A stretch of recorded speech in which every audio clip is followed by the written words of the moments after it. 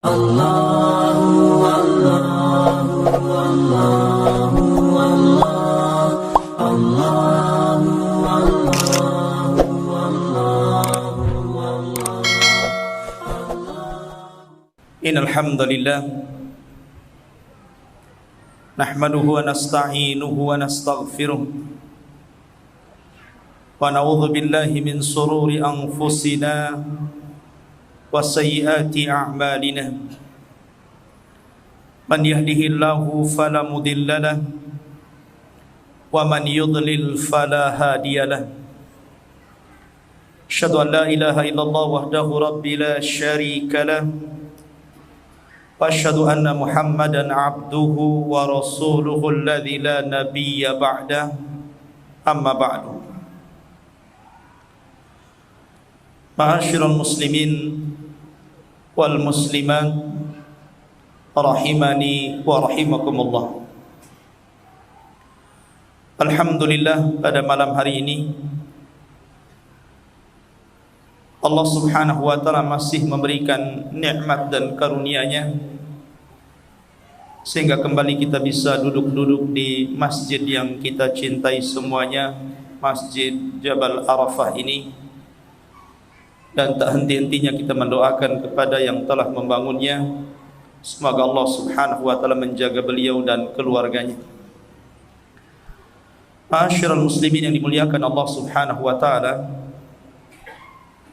malam ini kita akan membahas sebuah tema yang cukup menarik untuk kita kaji, karena nanti banyak pelajaran terutama tentang as-sabatu fid-din, bagaimana istiqomah di dalam memegang agama ini.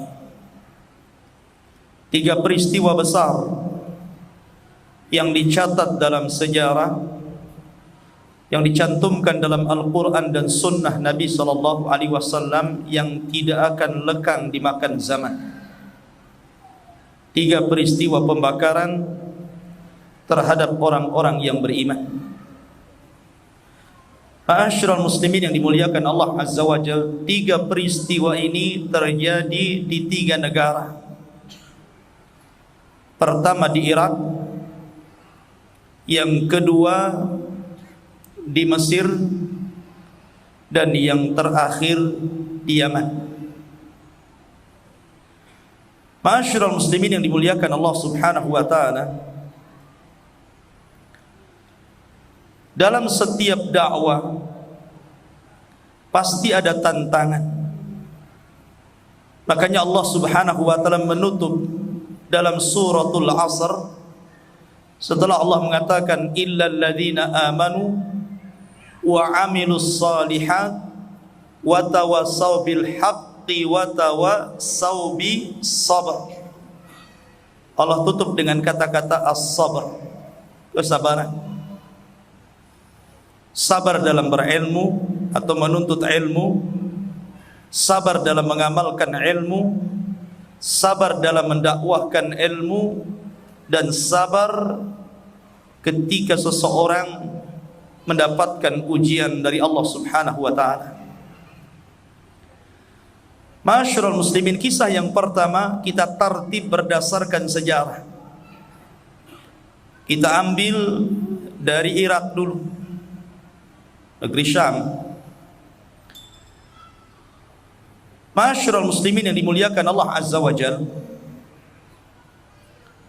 di zaman Nabiullah Ibrahim alaihi salatu wassalam, ada seorang raja namanya Namrud.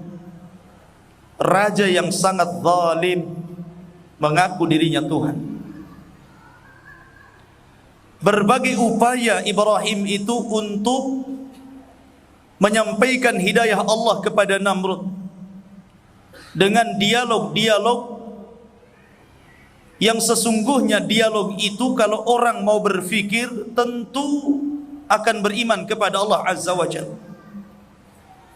Tapi memang para penyembah berhala itu sudah Allah keraskan hatinya, sehingga apapun kebenaran yang sampai kepadanya tidak akan diterimanya. Allah Subhanahu wa taala berfirman, "A'anzartahum am lam tunzirhum la yu'minun." Kau beri peringatkan dia atau tidak, tetap saja tidak beriman. Jadi ada orang yang jenisnya seperti ini. Macam-macam nasihat masuk tapi tidak diterimanya. Termasuk Namrud.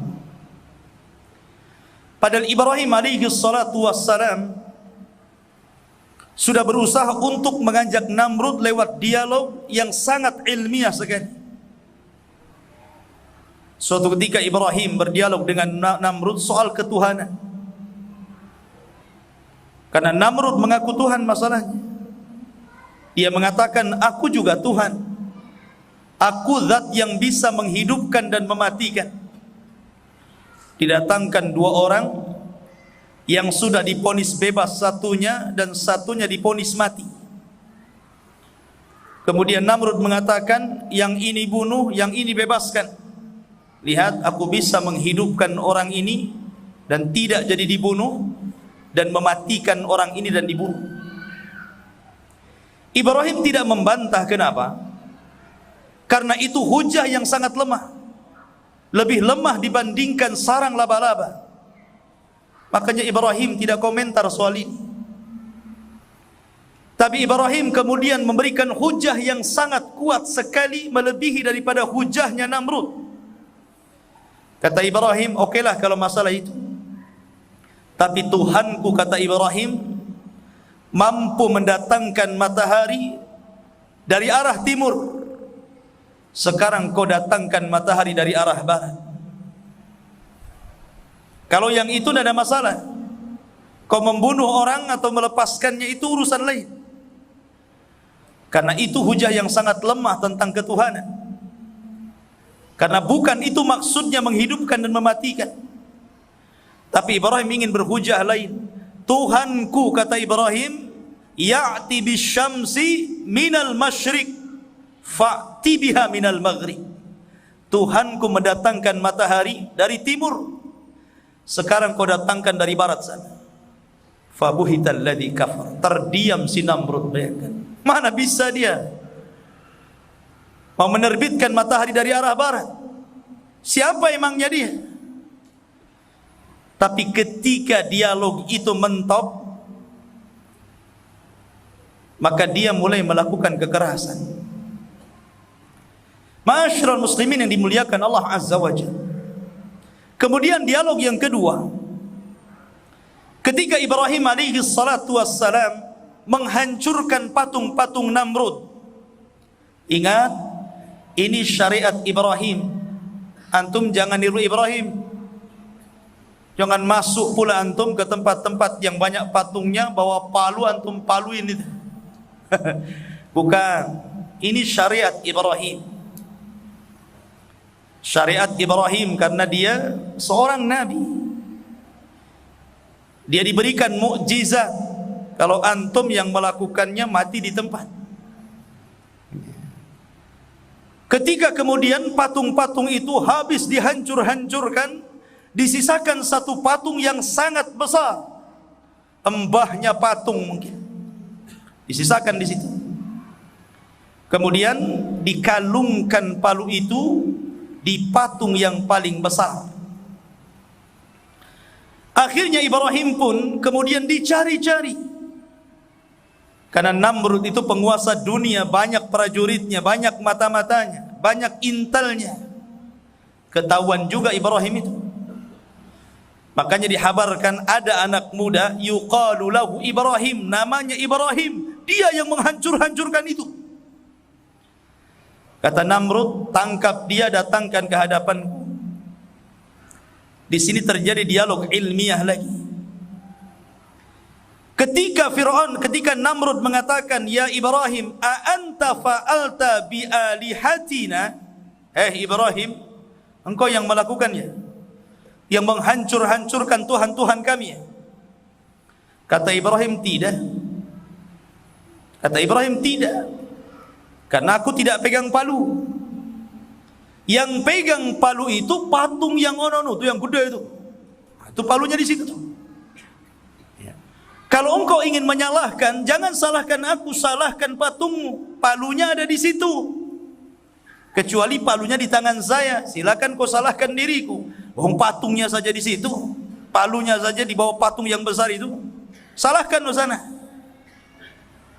Sebenarnya kalau Namrud mau berfikir tentang Tuhan yang selama ini disembahnya, bahwa Tuhannya itu tidak mampu mendatangkan manfaat apalagi mencegah madarat, tidak sanggup melindungi kawan-kawan patungnya, harusnya Namrud itu sadar.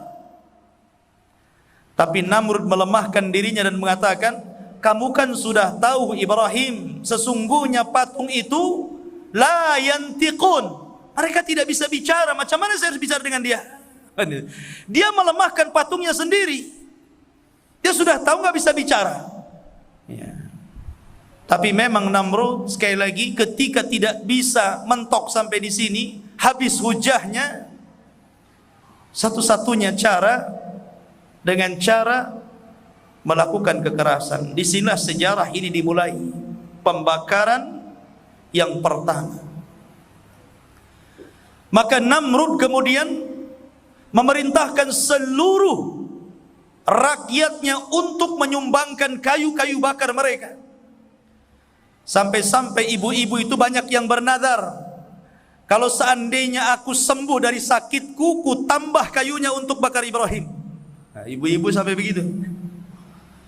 Ibu-ibu yang hamil juga sama, kalau sampai kemudian selamat bayiku dilahirkan, ku tambah lagi kayunya katanya. Sampai nazarnya seperti itu, bayangkan. Bahkan ada binatang namanya wazag, cicak, tokek gitu ya. Itu nunggu-nunggu kapan tuh api itu nyala, dia mau ikut niup-niup tuh. Makanya dalam Islam wajib membunuh cicak atau tokek itu.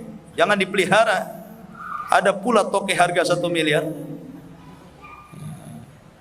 Masyarul muslimin yang dimuliakan Allah Azza wa Jalla. Akhirnya karena yang memerintahkan rajanya dan mereka juga keyakinannya sama dengan rajanya, marah dengan Ibrahim. Maka semua rakyat Namrud menyumbangkan kayu bakar. Bayangkan, kalau satu kota Batam menyumbangkan kayu bakar satu saja, diletakkan di Ingku Putri, itu udah banyak itu. Ya. Ketika kayu sudah menumpuk bak gunung, dibakarnya kayu itu. Harusnya Ibrahim diikat dulu dalam kayu, kemudian ditumpuk dengan kayu kan. Ini dibakar dulu kayunya. Bingung cemana ngelempar Ibrahim ini. Orang dekat rumah kebakaran saja kita tidak bisa, panas. Bingung, kebingungan, apinya sudah membesar, Ibrahimnya belum dilempar. Akhirnya iblis datang, kemudian menyamar anak muda dari Persia dan mengatakan, kami orang-orang Persia memiliki senjata namanya manjanik. Manjanik itu ketepel besar, ketepelnya. Kami kalau perang biasa menggunakan manjanik, ketepel itu. Kita lempar saja Ibrahim pakai ketepel katanya. Akhirnya dibuatkan ketepel besar, diletakkan Ibrahim di sini, kemudian dilayangkan. Di sini ada peristiwa yang sangat menakjubkan, syarat dengan pelajaran. Ketika Ibrahim dilemparkan dari manjanik itu, Jibril alaihi salatu wassalam mendatangi Ibrahim. Itu lagi melayang-layang tuh Ibrahim itu, belum sampai ke api. Kemudian menawarkan untuk menolong dirinya. Bahkan dalam riwayat, malaikat yang menurunkan hujan, Mikail juga menawarkan siap menurunkan hujannya. Sampai Jibril mengatakan, ya Ibrahim, kalau engkau mau, biar api ini kami alihkan, kami bakar orang-orang di sekitar sini, biar kamu selamat dan mereka yang terbakar. Tapi Ibrahim itu satu di antara nabi yang dimaksud dengan ulul azmi minar rusul, sama dengan Rasul. Ketika ditawarkan gunung, Taif untuk ditimpakan kepada bangsa Taif, Rasul mengatakan jangan, tidak mau. Boleh jadi dari penduduk Taif itu ada orang yang mengucapkan la ilaha illallah. Maka Ibrahim hanya mengatakan, amma ilaika fala wa amma ilallahi fabala. Adapun aku harus meminta pertolongan wahai Jibril, tidak. Saya tidak akan meminta pertolongan kepada. Tetapi kalau kau suruh aku meminta pertolongan kepada Allah, maka aku akan lakukan. Disitulah kata Abdullah bin Abbas radhiyallahu anhuma, kalimat yang diucapkan Ibrahim alaihi salatu wassalam, hasbunallah wa ni'mal wakil, ni'mal maula wa ni'man nasir. Kata Abdullah bin Abbas radhiyallahu an, dalam riwayat yang dikeluarkan Imam Bukhari dalam sahihnya, kalimat yang diucapkan Ibrahim ketika dilempar ke dalam api, hasbunallah, cukuplah bagiku Allah, wa ni'mal wakil, dialah zat yang paling baik pelindung untukku. Ini juga yang dikatakan Rasul ketika Nabi SAW kalah dalam perang Uhud, sampai-sampai banyak para sahabat yang tunggang langgang lari dari peperangan. Salah satunya Utsman bin Affan lari. Itu pula yang menjadikan Utsman dikritik di masa khilafahnya. Engkau lari dari perang, katanya. Tapi Abdullah bin Umar menjawab, adapun orang-orang yang lari dari perang Uhud, semua diampuni Allah karena kondisinya memang tidak memungkinkan melawan. Nabi saja dihabarkan mati, padahal Nabi SAW masih hidup, tapi terluka parah karena gerhamnya hancur. Akhirnya kemudian para sahabat banyak tunggang langgang, Nabi diselamatkan. Kemudian orang-orang Quraisy pun merasa bangga karena sudah menebus kekalahan mereka di Badar. Di Badar orang-orang Quraisy 70 orang mati. Di Uhud 70 syuhada Uhud mati. Sama ini, draw. Akhirnya kemudian ketika para sahabat itu masih luka-luka badannya, masih dalam posisi namanya kalah perang. Kalah perang itu kan ketakutan macam-macam. Rupanya ada seorang munafik namanya Hajjaj. Dia tidak ikut perang, tapi dia suka jualan kurma dari Mekah ke Madinah. Di tengah jalan berjumpa dengan Abi Sufyan. Kata Abi Sufyan, ya Hajjaj, maukah hadiah dariku? Kata Hajjaj, mau.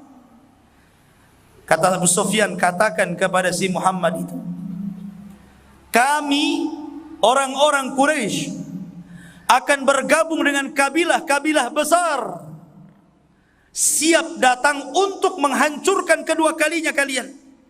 Katakan, nih saya kasih hadiah. Akhirnya berangkatlah si Hajjaj. Sampai di Madinah digoreng ini ucapan Nabi Sufyan ini. Akhirnya menjadi isu dan diangkat orang-orang munafik. Kalau di zaman sekarang ini sudah jadi berita hoax, sebarkan lewat Instagram, YouTube. Masih baik di zaman itu nggak ada YouTube. Akhirnya digoreng orang-orang munafik. Kemudian sampai ke telinga Rasul dan para sahabat, itu baru datang dari Uhud, luka mereka belum kering. Tiba-tiba dikatakan kepada Rasul dan para sahabat, sesungguhnya pasukan besar akan datang dari Quraisy dan akan menyerbu kalian. Tapi lihat jawaban Rasul dan para sahabatnya.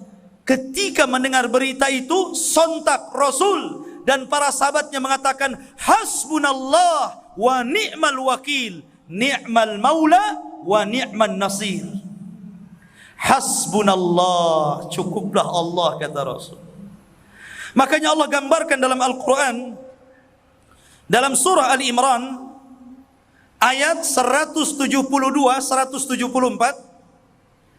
alladzina istajabu lillahi war rasul min ba'di ma asabahumul qarah lilladzina ahsanu minhum wattaqau ajrun azim alladzina qala lahumun nas innan nasa qad jama'u lakum fahshawhum fazaduhum imanan wa qalu hasbunallah wa ni'mal wakil fanqalabu bi ni'matin minallahi wa fadlin lam yamsashum su'un wattaba'u ridwanallah wallahu dzul fadlil azim. Lihat Allah gambarkan dalam ayat ini orang-orang yang mereka memenuhi panggilan Allah dan Rasulnya setelah ditimpakan kekalahan dalam perang. Luka-luka mereka masih menganga, luka-luka mereka belum kering, mereka pun belum istirahat.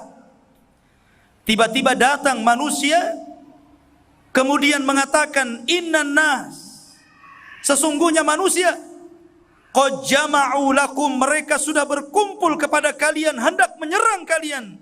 Fahsyauhum, takutlah kalian. Tapi Allah katakan fazadahum imanan, tapi justru Rasul dan para sahabat makin tambah imannya. Dan mereka mengatakan hasbunallah, cukuplah bagi kami Allah, wa ni'mal wakil, dialah sebaik-baik pelindung. Ketika Rasul dan para sahabat mengucap kalimat ini, lihat hasilnya. Allah mengatakan fanqalabu bi ni'matin minallahi wa fadlin lam yamsashum su'. Maka Allah Subhanahu wa taala ganti mereka dengan nikmat dari Allah dan karunia yang tidak pernah disentuh dengan keburukan. Wattaba'u ridwanallah, dan mereka mengikuti keridhaan Allah. Wallahu dzul fadlil azim, dan Allah pemilik karunia yang sangat besar. Setelah perang Uhud muncul perang-perang berikutnya sampai Fathu Mekah.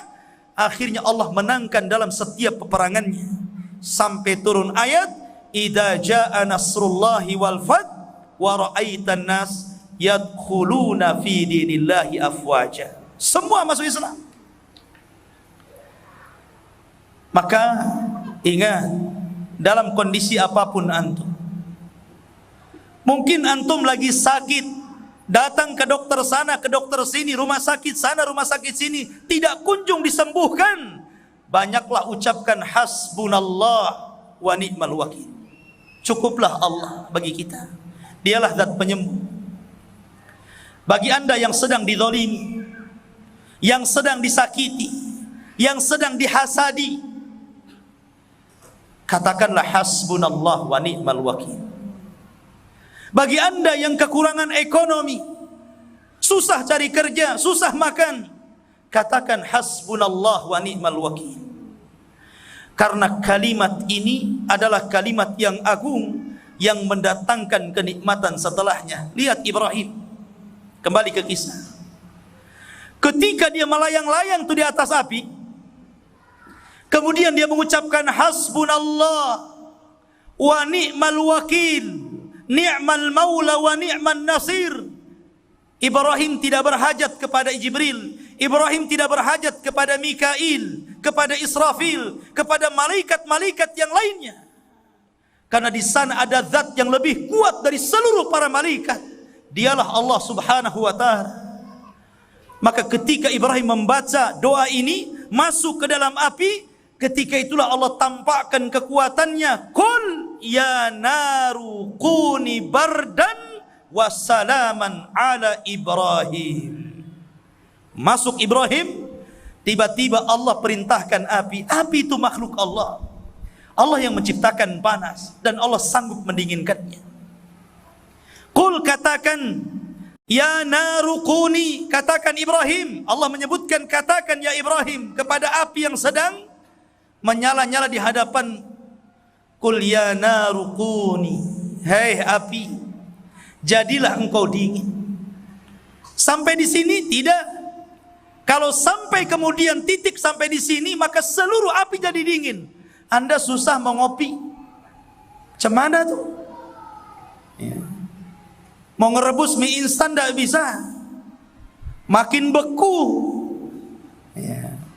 Tapi Allah katakan wasalaman. Kalau sampai bardan saja dingin, Ibrahim pun tidak akan selamat. Bisa saja dia mati kedinginan. Tapi Allah katakan wasalaman, dan selamatkan juga Ibrahim. Jadi dinginnya api itu khusus Ibrahim saja. Jangan coba-coba antum baca doa ini, walaupun antum personil pemadam kebakaran, jangan coba-coba. Kul ya naru kuni bardan wassalaman ala Ibrahim. Nama antum bukan Ibrahim. Masuk ke dalam api nggak akan keluar itu. Saya yakin nggak akan keluar. Ya.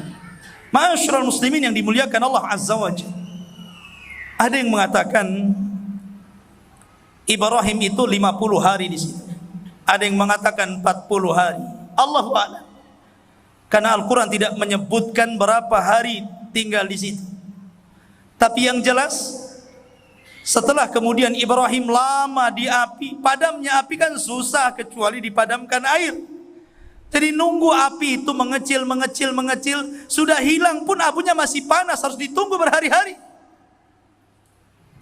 Ketika api itu sudah habis, kayu-kayu sudah menjadi debu, orang-orang sudah debar-debar, dah mati Ibrahim ini, dah mati katanya.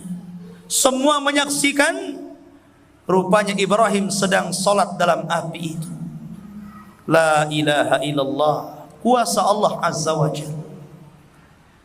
Apakah mukjizat yang ditampakkan kepada Ibrahim ini menjadikan orang-orang beriman? Rupanya tidak juga. Sudah jelas-jelas mukjizat itu di hadapan mereka. Mereka lihat bagaimana mukjizat Allah yang Allah berikan kepada Ibrahim. Memang kesyirikan itu menutup hati, mengeraskan hati, susah dapat hidayah. Tetap saja mereka tidak beriman. Makanya Ibrahim pun tidak lama tinggal di Irak, karena orang-orang Irak susah didakwai. Hijrah dia ke Syam. Akhirnya dapat jodohnya di Syam dan menikah dengan Sarah, wanita tercantik dunia. Ma'asyiral muslimin, ini kisah yang pertama yang terjadi di negeri Irak. Kisah yang kedua terjadi di Mesir. Di Mesir ada seorang raja yang tidak kalah zalimnya juga, dan sama kurang lebih dengan Namrud, namanya Fir'aun. Bahkan Fir'aun lebih dikenal dibandingkan Namrud. Patungnya di mana-mana. Bahkan ada hotel, ada patung Fir'aunnya juga di situ. Ma'asyiral muslimin yang dimuliakan Allah Azza wa Jalla. Ya. Fir'aun ini ngaku Tuhan juga, bahkan lebih dibandingkan Namrud. Bagaimana kebengisannya dalam Al-Quran? Dia mengatakan, Ana Rabbukumul A'la, ma'alimtu min ilahin ghairi. Aku Tuhanmu yang paling tinggi, dan aku tidak tahu ada Tuhan selainku. Ya. Ya, seperti itu Fir'aun mengaku dirinya Tuhan. Tapi kenapa kalau dia Tuhan, dia takut dengan mimpinya? Dia bermimpi suatu ketika dan terulang-ulang mimpinya bahwa datang api yang sangat besar, kemudian mengarah ke Mesir, membakar semua bangunan di Mesir kecuali Bani Israel. Perkampungan Bani Israel dilewati api ini, nggak dibakar. Karena di zaman itu memang ghayatus sihri, puncaknya ilmu sihir. Ya. Banyak madrasah sihir. Akhirnya kemudian Fir'aun pun mengumpulkan tukang ramalnya. Ini takwilnya apa nih? Kata tukang sihir, akan lahir anak bayi yang kelak akan menumbangkan kekuasaan. Akhirnya Fir'aun pun ketakutan. Takut dia, padahal Tuhan. Kenapa dia takut? Ya. Kalau dia Tuhan, jangan takut. Dia bunuh laki-laki Bani Israel, anak yang baru lahir dibunuh dia. Pokoknya seluruh prajurit kalau ada wanita hamil, tunggu sampai kelahirannya. Jangan ada satupun yang lolos. Ditunggu itu. Terutama sudah kehamilan, sudah besar itu, ditunggu itu di rumahnya. Brojol saja anak laki-laki, langsung diambil, dibunuh. Fir'aun takut sama anak laki-laki dan berani sama anak perempuan. Anak perempuan dibiarkan hidup. Ya, karena Fir'aun suka dengan perempuan. Masyarul muslimin yang dimuliakan Allah Azza wa Jalla. Lihat Tuhan. Tuhan Fir'aun ini takut kepada bayi-bayi Bani Israel. Mana ada Tuhan takut? Ya. Masyarul muslimin dimuliakan Allah Azza wa Jalla. Ketika kemudian Fir'aun mendapatkan pasangan terbaik dunia, Asia bintu Muzahim. Dan ini juga pelajaran bagi antum, bagi ibu bapak, saudara dan saudari sekalian.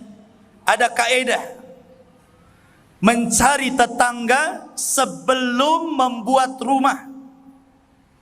Ya. Al-jar qabla dar. Carilah tetangga sebelum membuat rumah.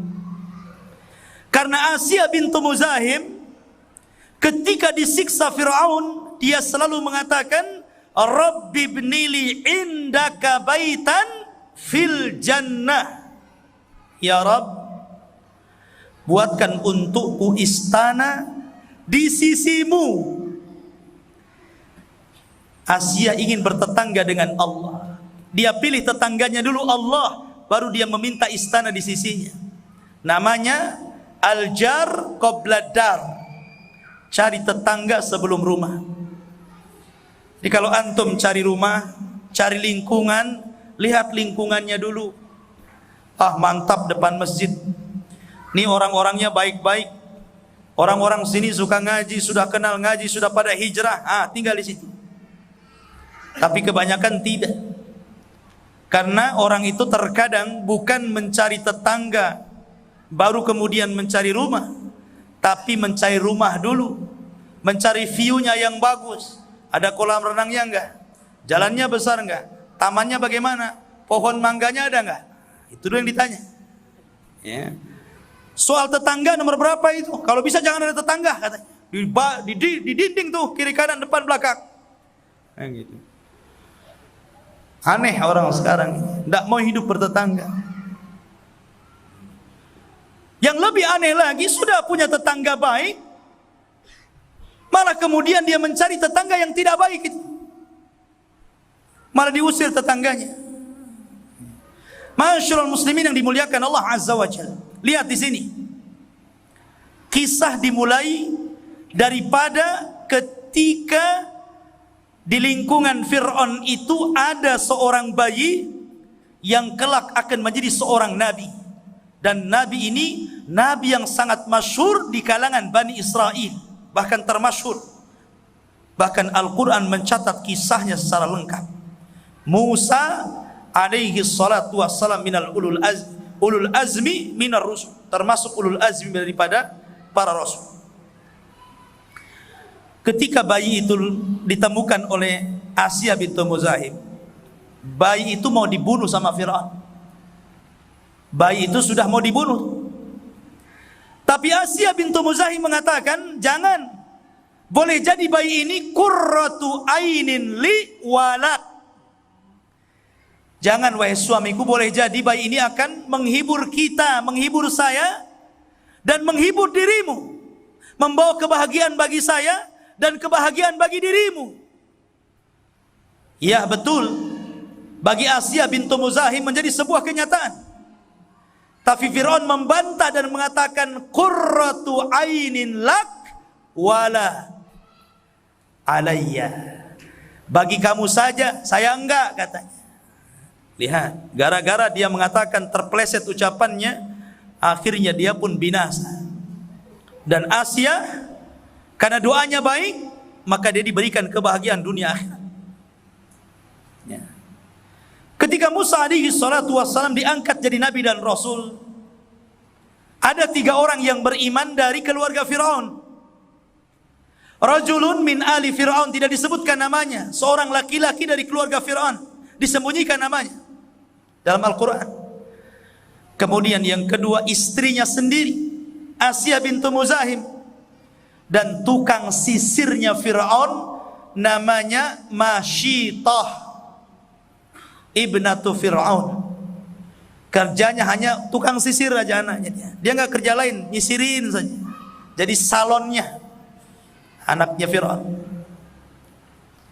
Lah ketika kemudian Al-Kisah diceritakan dalam sebuah hadis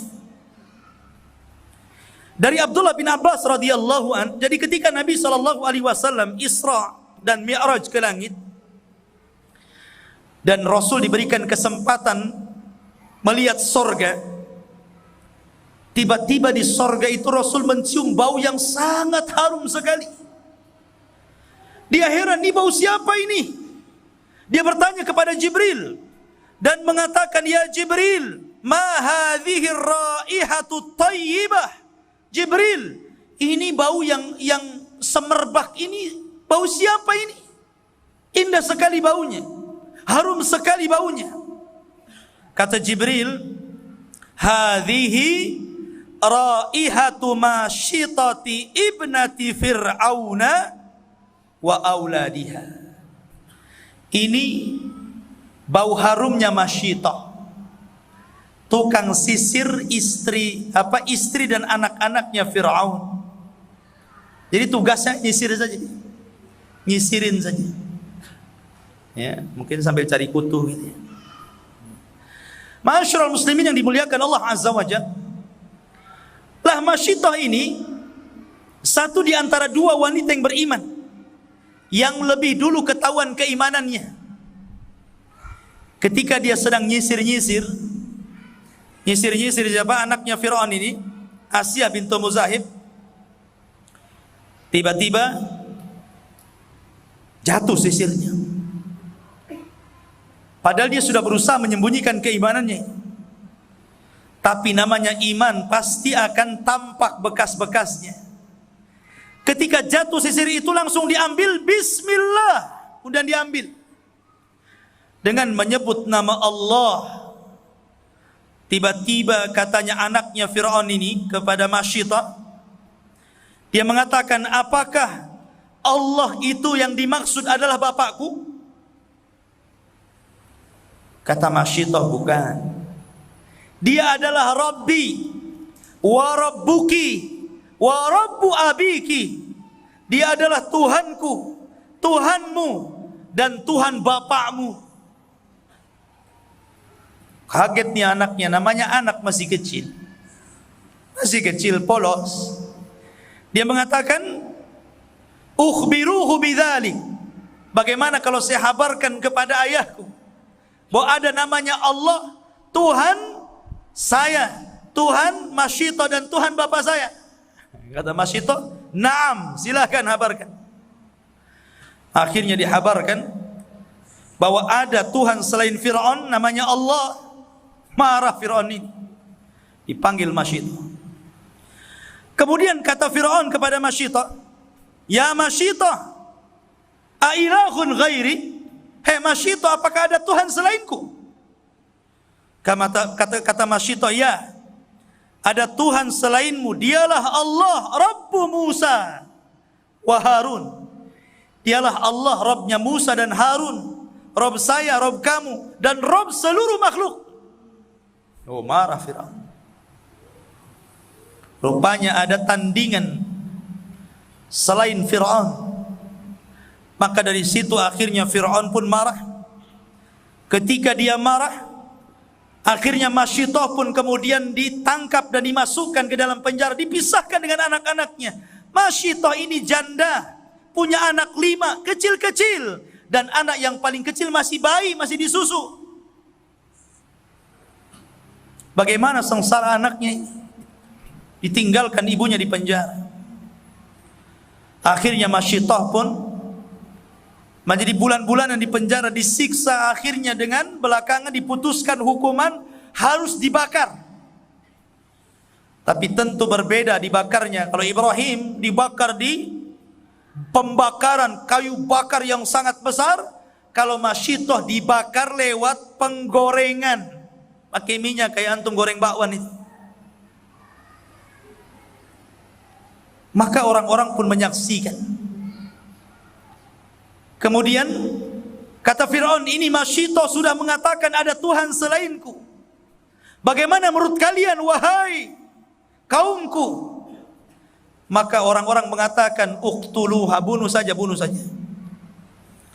Akhirnya kemudian disiapkan penggorengan yang sangat besar. Manusia sudah berkumpul. Masyito dihadapkan dengan penggorengan. Anak-anaknya dihadirkan.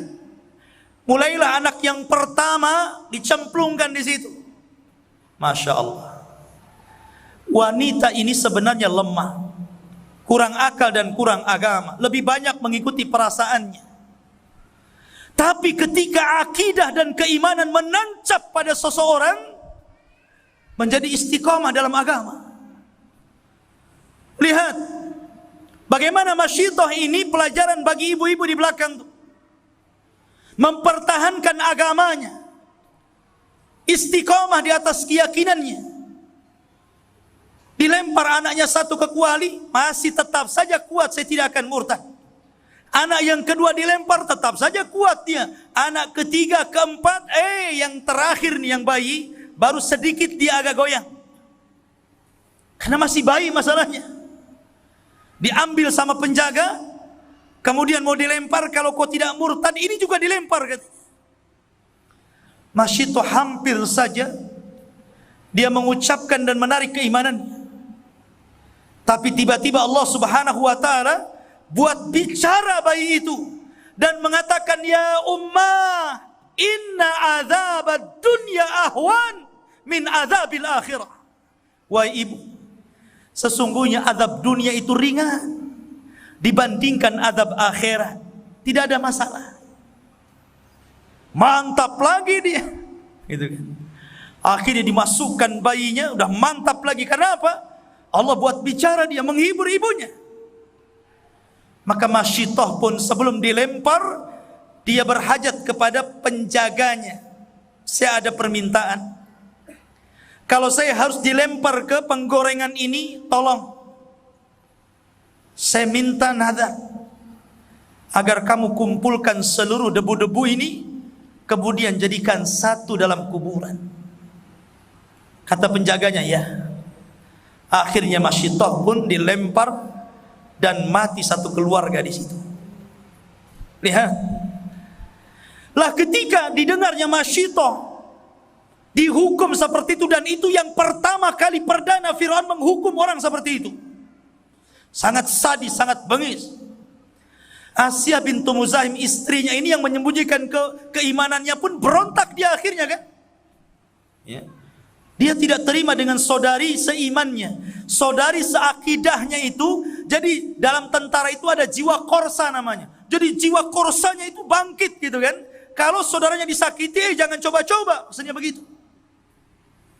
Lah harusnya seperti itu. Ada, antum harus punya jiwa-jiwa korsa itu. Jangan coba-coba ya yang di sana menyakiti kaum muslimin di sana ya, kami bangkit di sini. Itu jiwa korsa itu. Tapi jangan bakar ban. Doa sama-sama. Ya, masing-masing dalam sujud kita, dalam solat malam kita berdoa supaya saudara kita yang di sana ditolong oleh Allah Azza wa Jalla. Maka Asia ngamuk, datang kepada Fir'aun, kemudian mengaku dirinya telah beriman juga kepada agama Musa. Lihat. Dia beriman kepada agama Musa, wanita pertama yang beriman kepada Musa alaihi salatu wassalam. Dan karena dialah Musa terlindungi dari kematian. Karena Fir'aun tidak jadi membunuhnya. Dia mengatakan, ini jangan dibunuh, boleh jadi akan membawa kebahagiaan bagiku dan bagimu. Kata Fir'aun, bagimu saja, bagiku enggak katanya. Akhirnya betul membawa kebahagiaan bagi istrinya, Asia bintu Muzahim. Kata Rasul, laki-laki yang sempurna banyak, tapi perempuan yang sempurna cuma 4. Asia bintu Muzahim, Maryam bintu Imran, Khadijah bintu Khuwailid, dan Fatimah bintu Rasulullah sallallahu alaihi wasallam. Akhirnya Asia langsung datang kepada Fir'aun, tidak terima. kemudian mengkritik Fir'aun. Fir'aun tahu, akhirnya dia beriman juga kepada Musa. Lapor kepada ibunya, suruh menasihati anaknya. Tidak mempan, akhirnya Fir'aun pun menghukum secara diam-diam. Karena kalau seandainya dihukum terang-terangan, apa kata orang? Ini yang dihukum orang nomor 2, ratunya.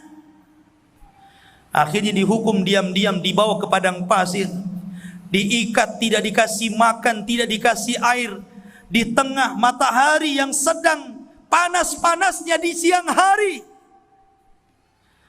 Tapi subhanallah, ketika kemudian para penjaga pulang, Fir'aun pulang, Jibril datang dinaungi dengan sayapnya. Dan terus dia berdoa kepada Allah, dan doanya dicantumkan dalam Al-Quran. Rabbi ibnili indaka baitan fil jannah wa najjini min fir'auna wa amali wa najjini min qaumidz zalimin. Ya Allah, bangunkan kepadaku rumah istana di sisimu, selamatkan aku dari Fir'aun dan anak buahnya, dan selamatkan juga dari orang-orang zalim kepadaku. Cantumkan dalam Al-Quran doanya. Hari pertama tidak mau murtad juga, hari kedua juga sama, hari ketiga sudah habis kesabaran Fir'aun. Terpaksa dia kumpulkan semua rakyat. Bagaimana tanggapan kalian tentang Asia, ratu kalian? Semua mengatakan dan memujinya, dia orang baik, dia orangnya lembut, dipuji. Tapi ketika Fir'aun, bagaimana sekarang kalau ratu kalian sudah menyembah Tuhannya Musa dan meninggalkan diriku? Marah kaumnya Fir'aun, uqtuluha, bunuh katanya. Lihat, serentak mereka satu kolam dengan Fir'aun otaknya. Masyarul muslimin yang dimuliakan Allah Azza wa Jalla, akhirnya Asia pun dibawa ke tempat yang tinggi. Lihat, ini pelajaran bagi ibu-ibu lagi, dan ini cerita ibu-ibu. Namanya Asia bintu Muzahim itu kurang apa, Bu? Dia istri presiden Mesir, dan gak ada pemilu di Mesir, dia terus, ya, gak ada, dia terus dari awal sampai mati dia saja. Namanya ratu, orang nomor 2 Mesir, segala ada kan? Mau apa? Dayang-dayang ada, kasur empuk, buah-buahan banyak, mau makan enak pun bisa, tinggal minta. Semua ada, emas, perak, pakaian bagus, tas mewah, sepatu, rumah, apalagi. Tapi memang Asia bintu Muzahim, ketika iman dan akidah sudah menghujam pada hatinya, dunia itu dinomor 2-kan bagi dia, Allah nomor 1. Tetapi keyakinan ini memang susah kecuali wanita-wanita yang mukminah, wanita-wanita mukhlisah. Karena di akhir zaman kata Rasul, yusbihu mu'min wa yumsi kafir, yumsi mu'min wa yusbih kafir, yabi'una dinahum bi'aradin minad dunya. Di akhir zaman ada orang yang paginya iman, malamnya kafir, malamnya beriman, paginya kafir, karena mereka menjual agama dengan harga yang sangat murah dengan dunia. Dulu menjual dunia dengan agama, sekarang menjual agama dengan dunia. Betapa banyak wanita murtad karena dapat suami yang kafir.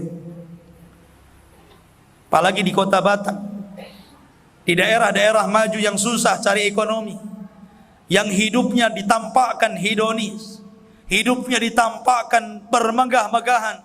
Akhirnya saingan hasad dengan tetangganya, bagaimana saya harus kaya seperti dia.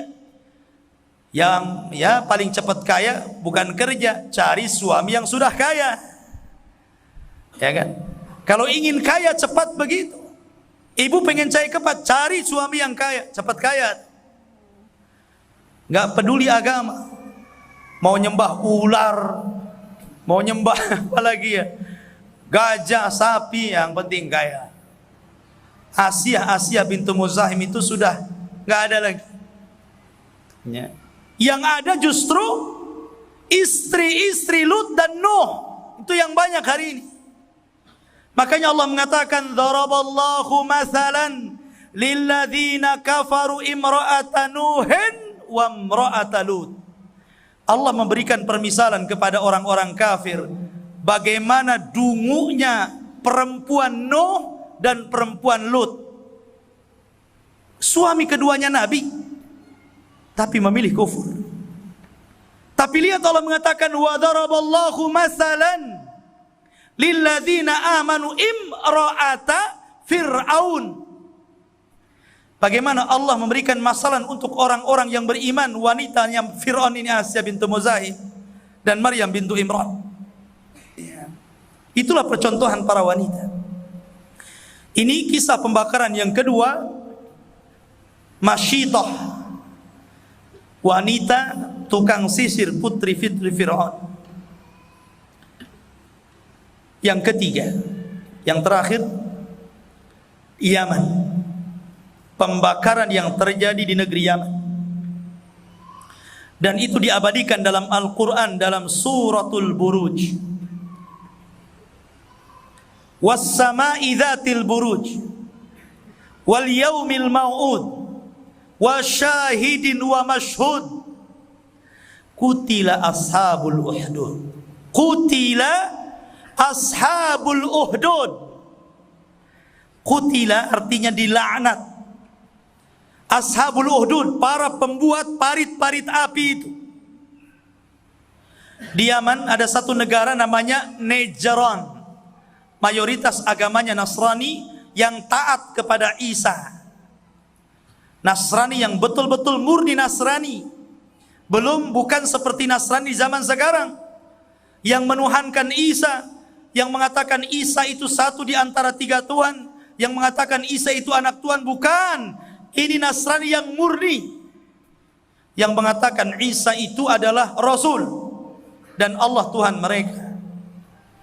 Najran itu agamanya Nasrani. Tapi sayang, rajanya dahulunya Nasrani, tapi kemudian masuk Yahudi. Namanya Dhu Nuwas, rajanya itu.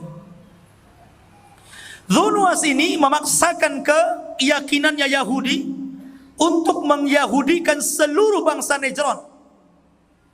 Bagaimana caranya mereka pindah agama kepada Yahudi? Dengan cara yang sangat sadis, bengis gitu, barbar. Akhirnya sedikit demi sedikit warga Najran jadi Yahudi karena tekanan, bukan karena ingin masuk Yahudi, karena takut tidak selamat hidupnya, terpaksa pindah agama.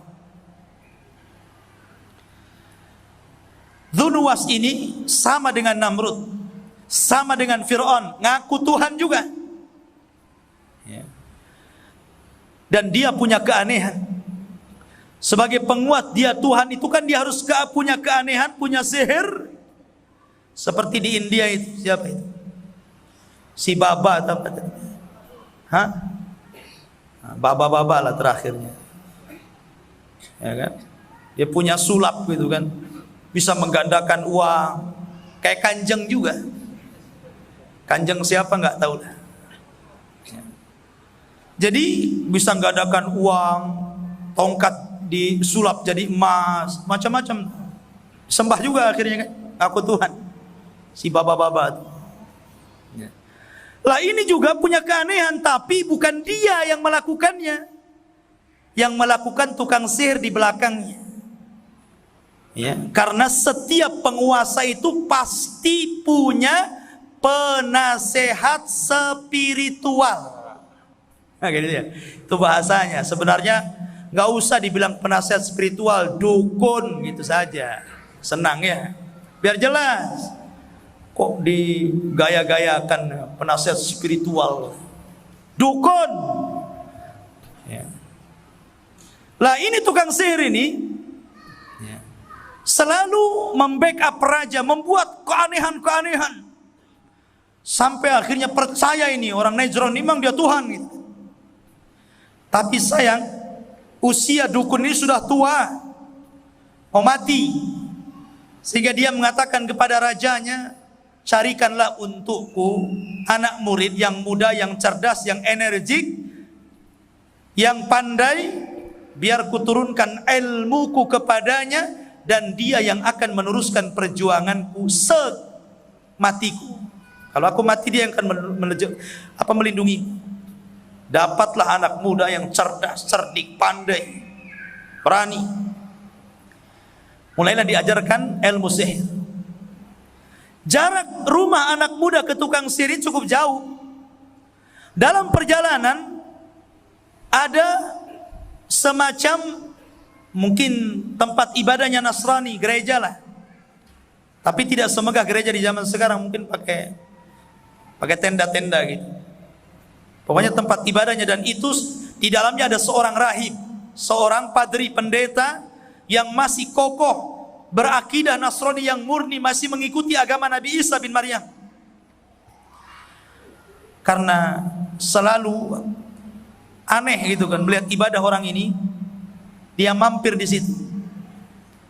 Karena sudah mampir kenalan, ditanya begini-begini, kata sang pendeta, maukah kau jadi muridku? Karena tahu ini anak muda ini akan jadi ajudan raja, akan jadi orang besar. Maka pendeta mengatakan, mau enggak aku ajarkan ilmu yang akan kuturunkan kepadamu? Mau? Akhirnya anak muda ini belajar di dua tempat, belajar kepada pendeta dan belajar kepada tukang sihir. Jadi setiap dia lewat, pertama belajar tauhid, habis itu belajar syirik. Tauhid syirik, tauhid syirik gitu. Satu ngajarkan akidah, satu ngajarkan dukun. Ya. Yang namanya ilmu, satu ilmu hitam, satu ilmu putih, nggak ketemu jadi merah putih. Ya. Jadi nggak ketemu tuh hitam putih. Ini bukan acara. Akhirnya kemudian lama-lama anak muda ini ngikutin fitrahnya. Nampaknya yang diajarkan rahib ini lebih masuk di akal, sesuai dengan fitrahnya. Karena mengajarkan kebaikan. Sementara yang diajarkan dukun ini tidak ikut fitrahnya, karena apa? Mengajarkan kejelekan, kejahatan, membunuh orang dan begitu seterusnya. Mulailah fitrahnya bergoncang. Gak percaya lagi, tetapi dia ingin membuktikan kebenaran ilmu si rahib itu. Suatu ketika dia berjalan di sebuah desa, mendengar di desa itu ada binatang yang sangat buas, selalu mengganggu warga desa. Terkadang menerkam, menyakiti sampai membunuh. Akhirnya anak muda ini ingin membuktikan ilmu si rahib, ingin membunuh binatang itu. Allah takdirkan ketemu dengan binatang buas itu. Akhirnya dia ambil kerikil kecil untuk kerikil ketepel itu. Kemudian dia mengatakan, kalau yang diajarkan rahib kepadaku benar ya Allah, tolong bunuh binatang itu dan jangan pernah mengganggu warga desa ini. Akhirnya dia baca bismillah, kemudian melempar batu kecil ini. Mati binatang itu. Gak pakai pedang, gak pakai panah, gak pakai tombak, pakai batu kecil. Kucing pun tak mati. Tapi karena Allah ingin memberikan kuasanya, bahwa memang ilmu si rahib itu datang dari Allah, kun fayakun. Allah berkehendaki jadi. Terkena batu kecil, mati itu binatang itu. Tiba-tiba warga desa sorak-sorai dan mengatakan, zahara sihru ar-rajul. Lihat, sudah ada hasilnya dia belajar kepada tukang sihir itu katanya. Karena orang taunya dia muridnya tukang sihir. Lihat, sudah tampak sihirnya, sudah masuk ilmunya katanya. Teriak orang-orang itu. Dia tidak tahu bahwa dia sedang mengamalkan ilmu sang rahib. Dari situ dia pulang menemui sang rahib dan menceritakan kejadian itu. Kata sang rahib, semua ilmu yang sudah kuturunkan nampaknya sudah sempurna. Sudah kau tidak usah belajar lagi, pergi dari sini. Ku amalkan ilmu yang ku ajarkan. Ingat, kalau ditanya kau belajar dari siapa, jangan pernah menyebut nama. Akhirnya berangkat anak muda ini, mulailah berdakwah sesuai dengan ilmu yang diterima dari sang rahib. Berdakwah mengajak manusia ke agama Nasrani yang masih murni mentauhidkan Allah. Akhirnya diberikan karamah anak muda ini sanggup mengobati berbagai macam penyakit, mulai dari buta sampai penyakit kusta, sampai penyakit yang tidak bisa diobati oleh orang-orang, dia bisa mengobatinya. Syaratnya cuma satu, dia harus beriman kepada Allah. Jadi setiap yang datang kepadanya berobat, dia harus beriman dulu kepada Allah, baru dia berdoa kepada Allah, kemudian sembuh penyakitnya. Lama-lama anak muda ini dicintai orang, lama-lama anak muda dikenal orang, banyak pengikutnya, sehingga sampai ke telinga salah satu Perdana Menteri Dhu Nuwas yang ketika itu terkena penyakit buta. Dia dengar ada anak muda yang bisa menyembuhkan penyakit buta, dicari ketemu. Sebagaimana layaknya Anda mau menteri, mau apa, kalau ingin sembuh, tobat, beriman kepada Allah, cabut dari keyakinanmu menuhankan rajamu, hanya Tuhan Allah saja. Akhirnya karena ingin sembuh, dia pun beriman kepada Rabbnya anak muda itu, dan Allah sembuhkan. Bisa melihat ketika dia sudah ngantor lagi, sudah melihat tuh, kaget Dhu Nuwas ini rajanya, kok bisa melihat kamu ya? Siapa yang menyembuhkan? Maka dia mengatakan Allah. Kata raja, maksudnya saya? Bukan, Allah adalah Tuhanku, Tuhanmu, dan Tuhan semua orang. Oh, marah Dhu Nuwas.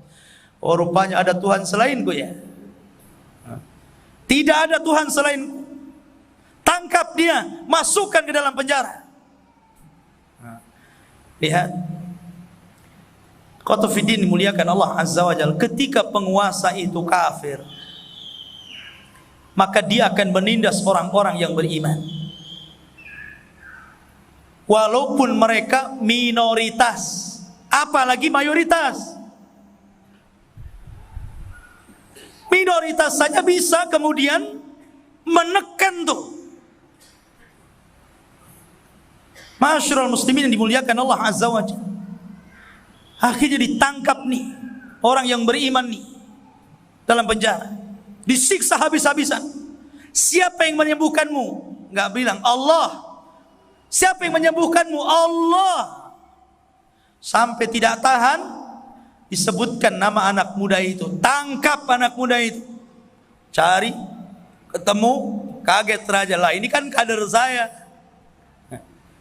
untuk memperkuat rezim. Lah kok jadi gini katanya.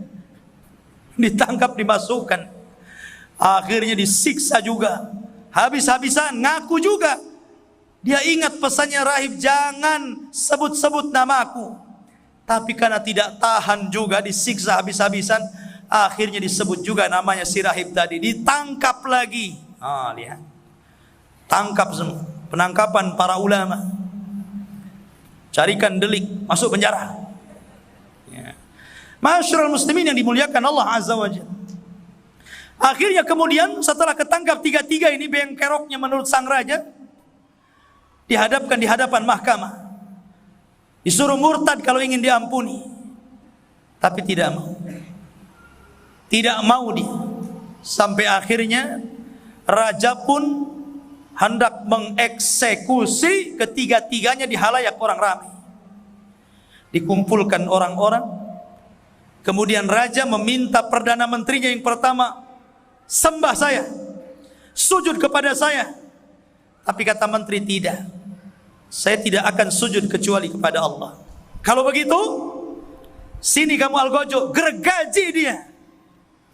Digergaji di sininya, belah jadi dua, mati. Matilah, belah jadi dua, mana hidup lagi.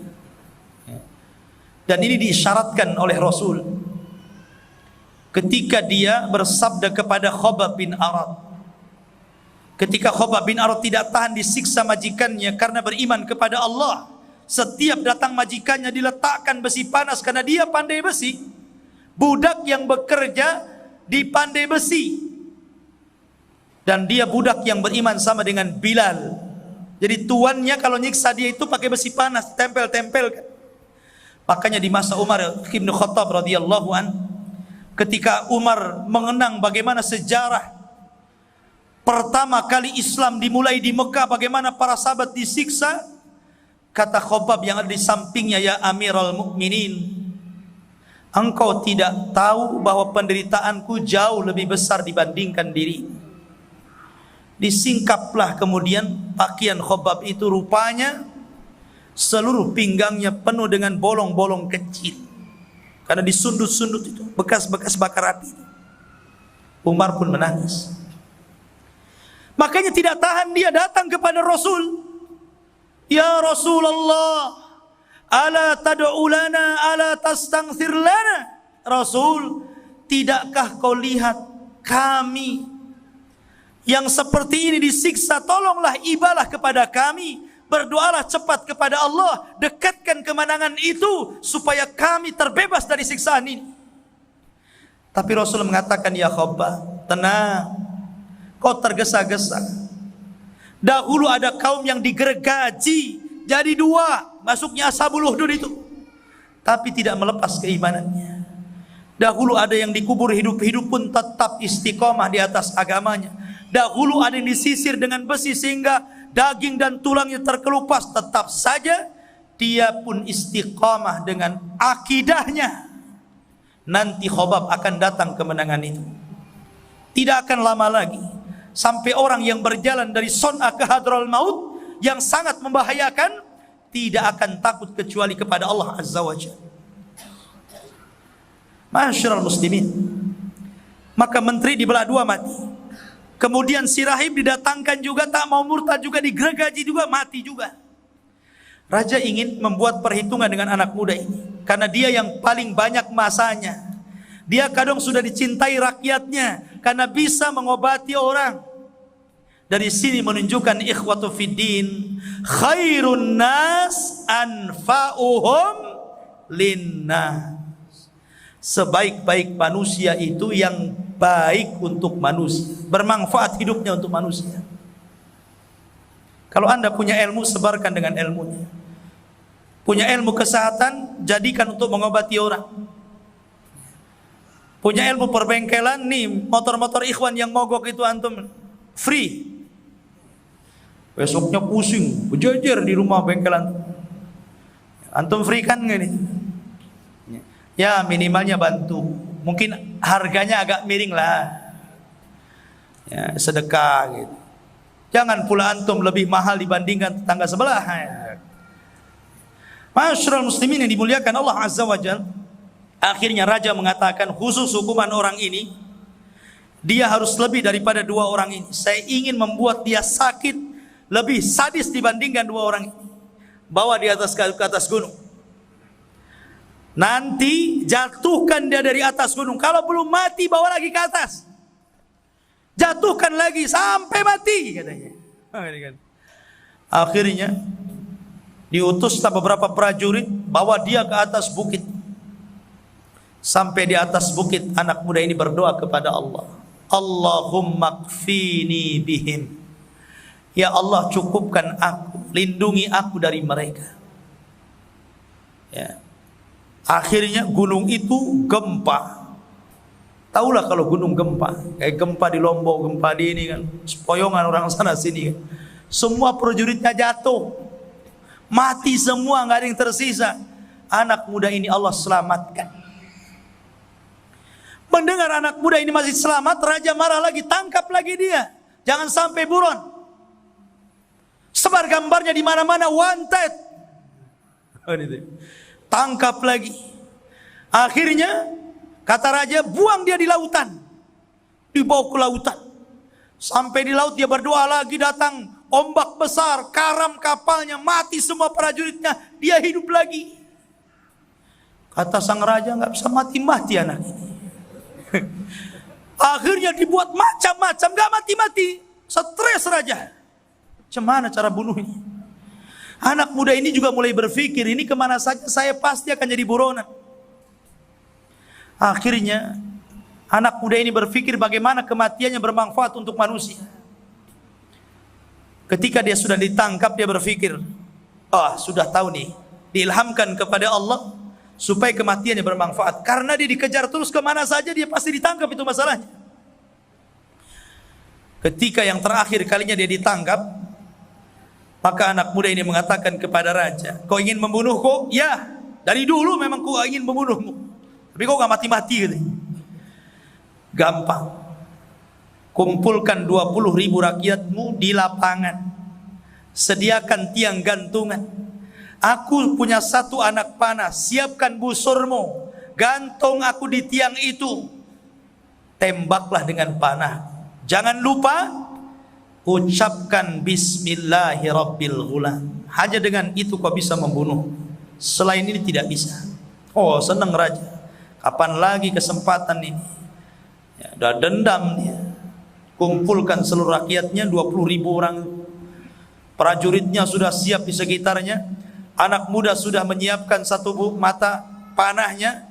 Kemudian raja sudah siap busurnya, tiang gantungan sudah ditancapkannya, anak muda sudah diikatkannya. Akhirnya raja siap-siap dengan busur dan siap dengan anak panahnya dilesatkannya. Mulailah raja mengatakan Bismillahi Rabbil Gulam. Melesat anak panah itu tepat di pelipisnya. Kemudian anak muda itu mati. Raja ini tidak sadar, dia gak akan ngaku Tuhan. Tiba-tiba dia mengatakan Bismillah dengan menyebut nama Tuhan. Tuhannya anak muda itu. Dia mengakui Tuhan. Ada Tuhan selain dia. Tuhannya anak muda itu. Bismillahirrabbilgulam. Masyarakat 20.000 yang tadinya menyembah rajanya bingung. Ini yang mana satu Tuhannya? Tuhan anak muda itu? Apa itu si raja itu? Tapi karena melihat raja menyebut nama Tuhan anak muda itu Bismillahirrabbilgulam, serentak 20.000 orang mengatakan amanna birabbil gulam. Kami pun beriman dengan Rabbnya anak muda itu, wahai raja, katanya. Sadar raja, gak sadar raja dia membimbing orang untuk beriman. Ya, akhirnya raja pening. Ini 3 orang mati, sekarang 20.000 orang yang beriman. Cemana ngelawannya ini kan? Banyak ini. Ya, mati 3 tumbuh 20.000. Kalau mati 1 tumbuh 1.000-nya kecil. Ya. Ini mati 3 tuh tumbuh 20.000. Ya. Maka raja marah, suruh murtad, tak mau pula tuh. Karena sebagian masyarakat sudah tahu kebaikan anak muda itu. Sebagian mereka sudah beriman juga. Makanya mereka tetap dengan keimanan. Akhirnya raja marah, tutup gerbang. Jangan ada yang keluar dari lapangan ini. Hei prajurit, buat parit besar-besar. Kumpulkan kayu bakar. Bakar tinggi-tinggi. Siapa yang tidak menyembahku, bakar dia, masukkan ke situ. La ilaha illallah. 20.000 orang, gak ada satupun yang murtad. Kuasa Allah. Apabila akidah, keyakinan kepada Allah sudah menghujam, susah untuk digoyang. Semua jadi kuat. Satu-satu dilempar. Sampai ada wanita, anaknya mau dilempar, hampir dia murtad. Kata anaknya, Bu, jangan takut, kita akan berjumpa di sorga. Masuk saja ke api. Oh, mantap. Masuk api. Ya. Kalau zaman sekarang tidak, Bu, sholat, nanti masuk neraka. Ah, so alim kau, katanya. Lucu ibu-ibu zaman sekarang ini. Nasihati tak mau. Ya. Masyarul muslimin dimuliakan Allah Azza wa Jalla. Akhirnya kemudian satu-satu sampai 20.000. Tidak ada yang selamat. Semua masuk api. Kutila ashabul uhdud an-nari dhatil waqud idhum 'alaiha qu'ud wa hum 'ala ma yaf'aluna bil mu'minina syuhud. Mereka menyaksikan tuh raja-raja itu, menteri-menterinya, orang-orang kufur di singgasananya, menyaksikan pembakaran kaum muslimin hidup-hidup. Wa ma naqamu minhum illa an yu'minu billahil azizil hamid. Tidaklah mereka diazab seperti itu kecuali karena membela Allah, membela agama Allah. Harusnya antum seperti itu. Kalau antum diajak untuk membela agama Allah, maka antum harus siap dengan jiwa, siap dengan harta. Jangan mulutnya saja. Ya. Giliran saudara kita tertindas, kita diam saja. Minimal doa. Ya. Tumbuhkan jiwa korsa sesama kaum muslim. Wala wal bab. Masyarul muslimin, makanya penting akidah itu. Tapi akidah di negeri kita ini sudah mulai kritis. Harusnya pembangunan yang pertama kali itu adalah pembangunan akidah. Akidah dulu yang dibangun harus sebelum pembangunan yang lain itu. Akidah dulu dibangun. Karena akidah inilah yang akan membangun bangsa. Kalau akidahnya keropos, kemudian jatuh kepada kesyirikan, menuhankan selain Allah, maka apa yang terjadi? Allah akan kirim bencana dengan berbagai macam bencana. Tapi kalau pembangunan akidah terjadi di mana-mana, merata dari kota sampai desa, walau anna ahlal qura amanu wattaqau lafatahna alaihim barakatim minas sama'i wal ardh. Kalau penduduk negeri ini sudah beriman, bertakwa, akidahnya mantap, mentauhidkan Allah, menjauhi syirik, maka Allah akan kirimkan berkah dari langit dan dari bumi.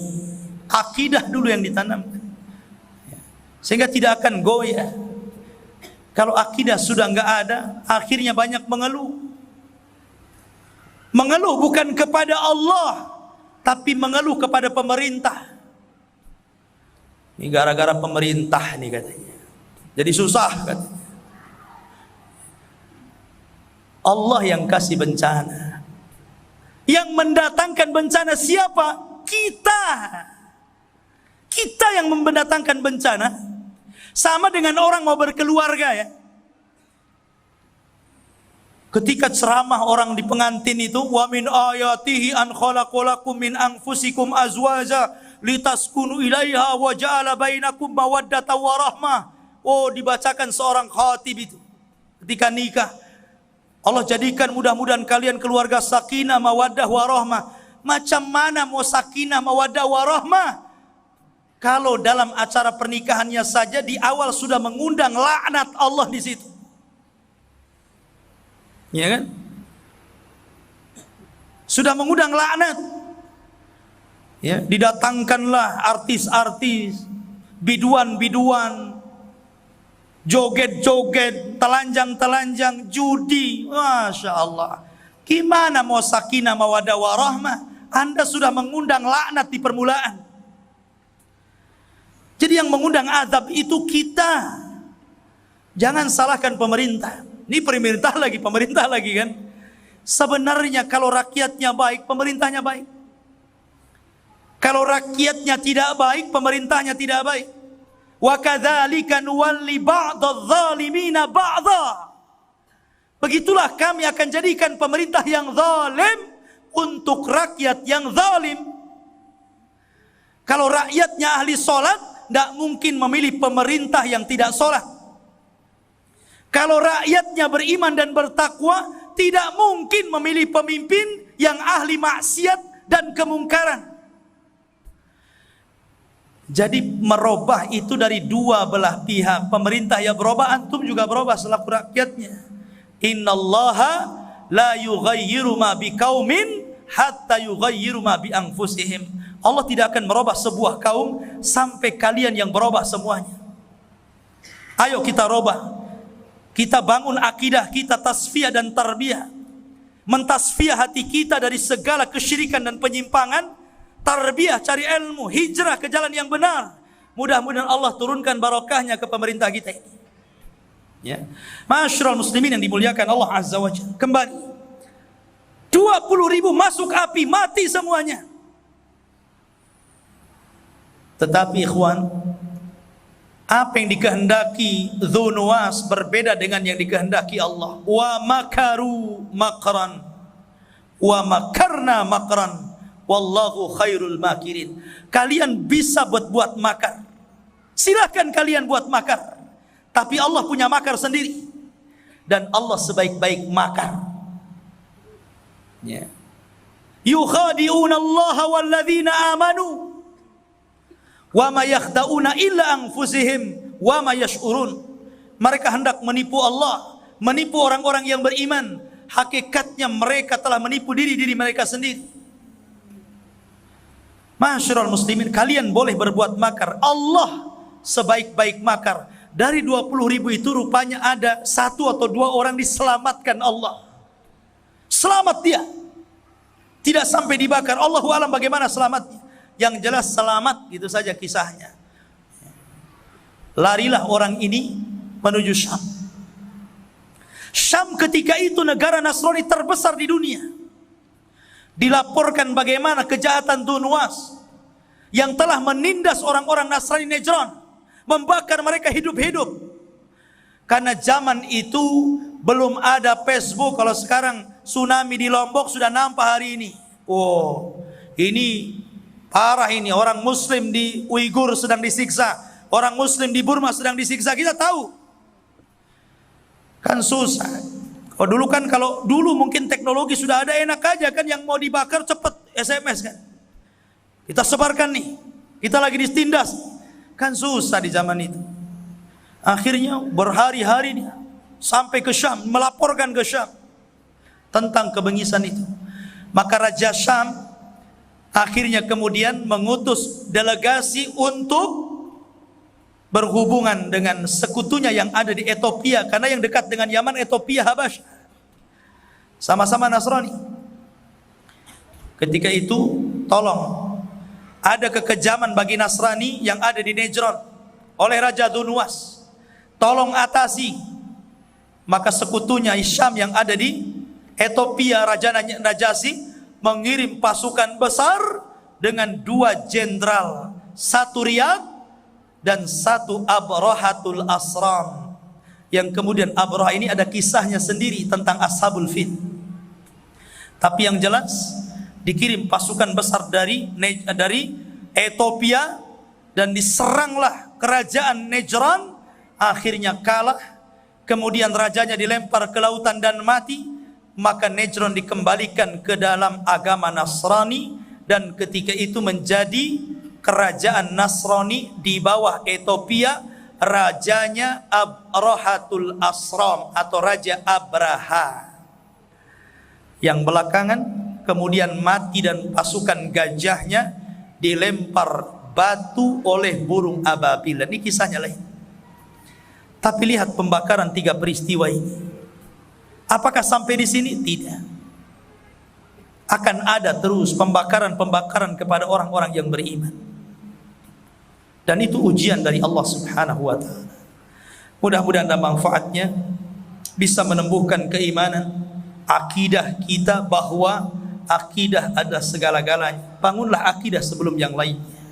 Subhanakallahumma wa bihamdika asyhadu an la ilaha illa anta astaghfiruka wa atubu ilaihi. Wallahu ta'ala a'lam. Assalamualaikum warahmatullahi wabarakatuh.